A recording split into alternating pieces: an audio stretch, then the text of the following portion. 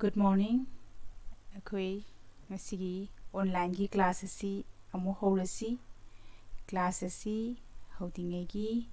hamangda ko hoji akoi punamak ko Manipur sinba thungna sandurakliba COVID-19 degi ko safe oina yumda gyantana class yaurga amadi gyantana akoi gi tawhum thokpa ko marks upa chathokpa tangai phataba oradi aduga khutsa singna hamba yari khe yumda leiba asina chingbasi ngakna chasi ekhoi punamak COVID-19 degi safe oisi ko ngasi gi class si ekhoi hojik satharakliba kanoni akhoi gi trikenderjit phaba bitikenderjit phaba haiba maitrambi singna iba koi drama du aina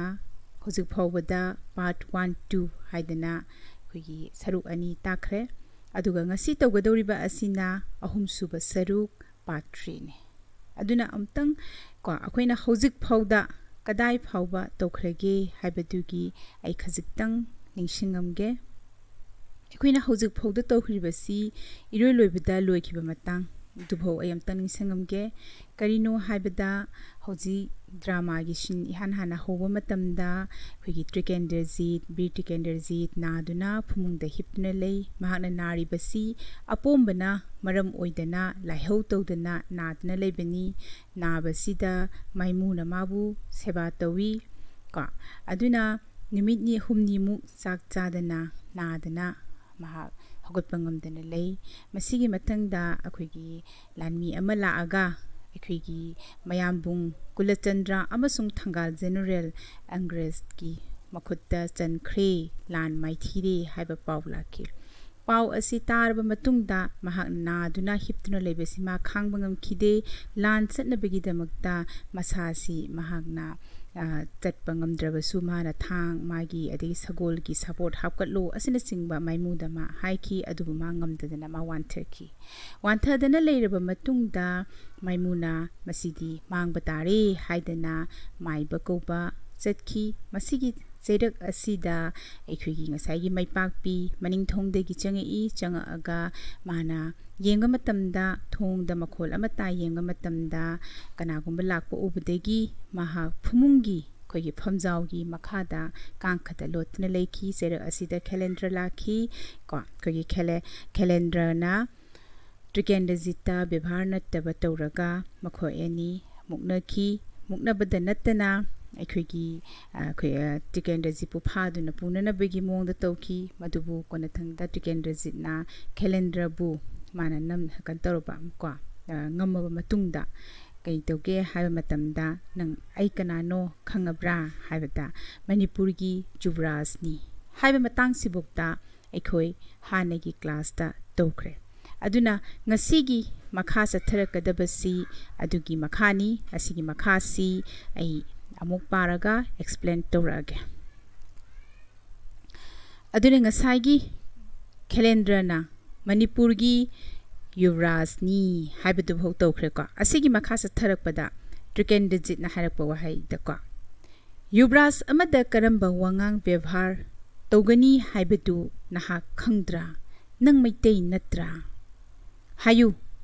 khangdraga takpige calendar na khumai nanai ai mana mayek singna loibo khumbangamdre trikenderjit na amu hairei ha khangbadi khangi nabungo ka mana makhatara iniko se na khangbadi khangi nabungo Angrez na tambiduna thot na nauna ngangba haite tanja asida sipahi ama maning thonglomda nongmai paiduna changlei madu ubada trikenderjit na pistol na kaptuna hatkre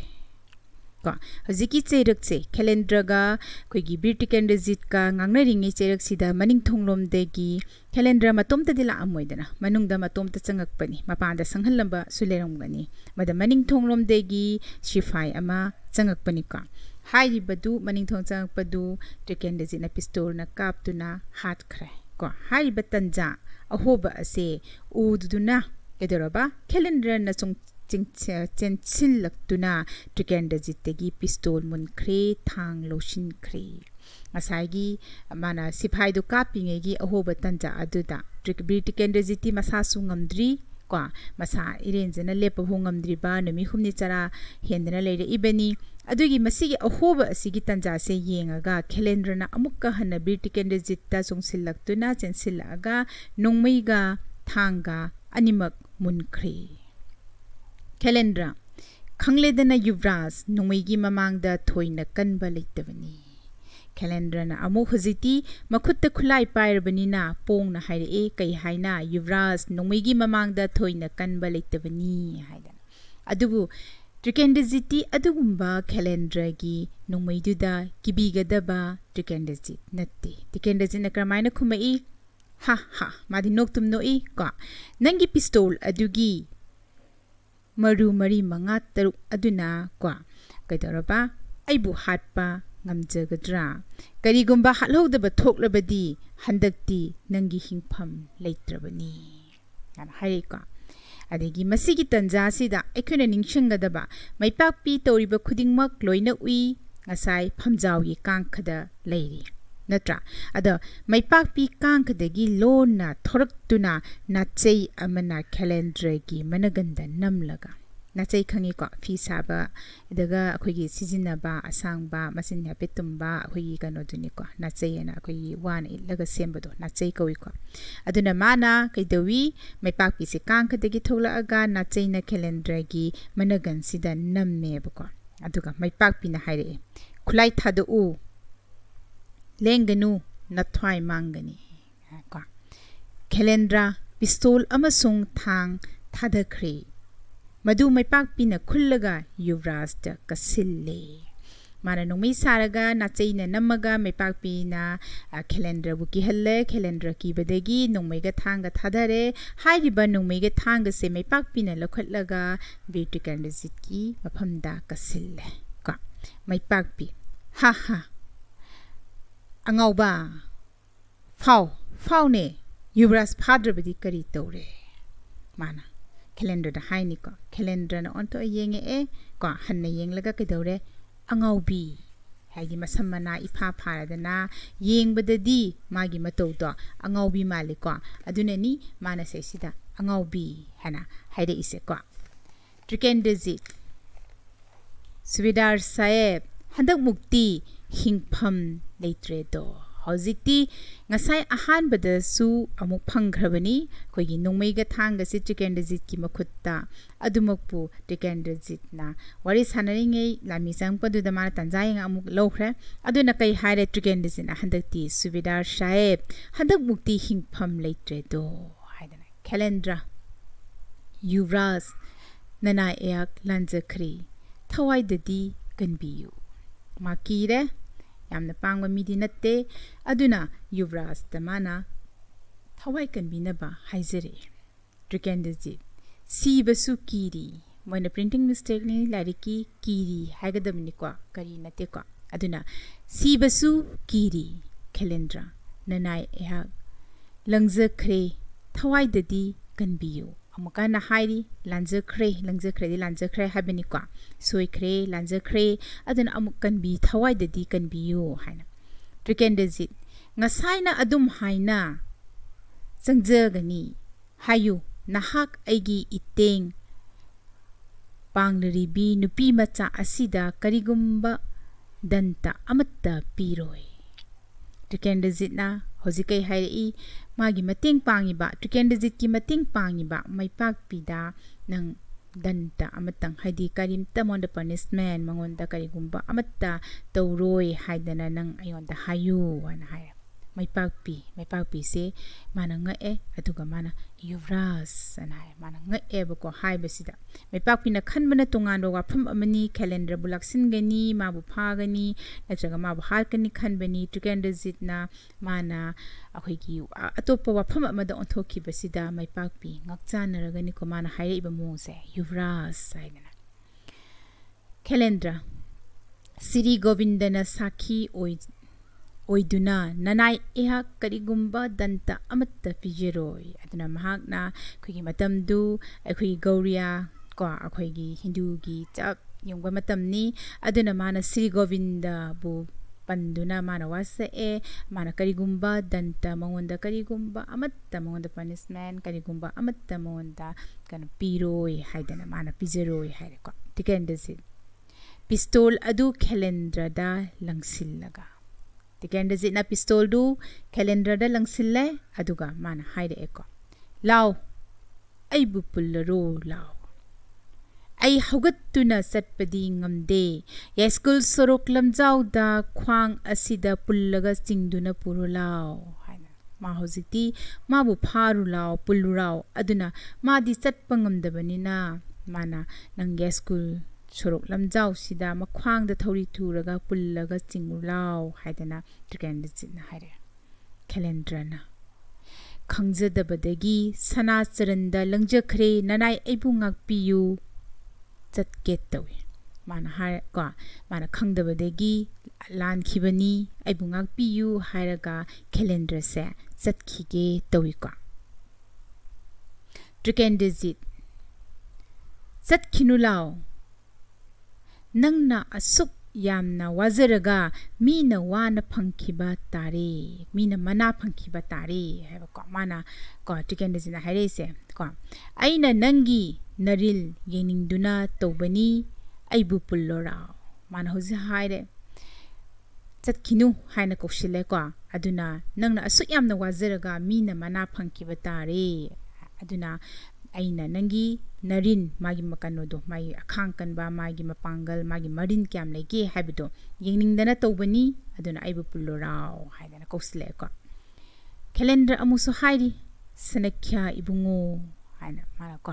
haidi yamna hojiti bebhar tawna yuvraj amado upham thokpa haibam thokpa wahai makni ko trikendezit nangna phadre